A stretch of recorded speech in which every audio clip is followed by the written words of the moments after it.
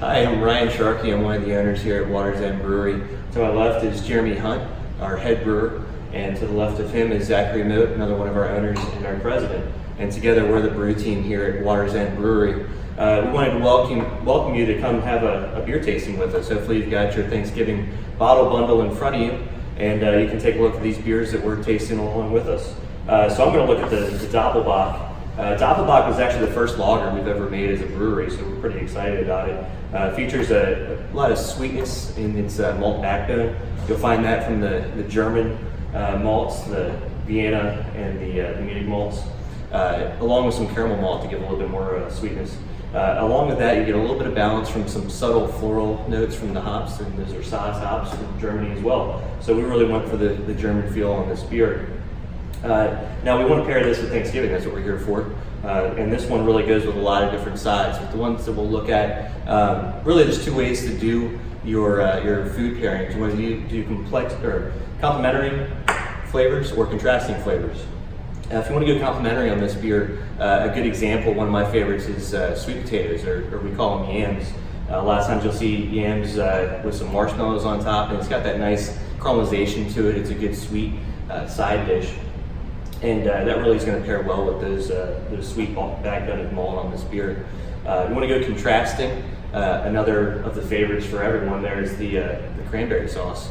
And whether you want to do that thing in the shape of a can or dress it up a little bit, you're going to get a lot of acidity from that. And that acidity is really going to contrast with the sweet flavors and give you a different experience on your palate. So I'll let Jeremy talk about our IPO. What do you think would go well with that? I think turkey. That's what I think of when I think of Thanksgiving. It's my job to cook turkey, so I do it one or two ways, either fried or smoked. This year we're doing smoked. And normally I tend to get interesting hookup flavors, like you said, either comparing or contrasting, with sort of like the Creole spices I like to use inside the brine or whatever. And this beer sort of bridges the gap.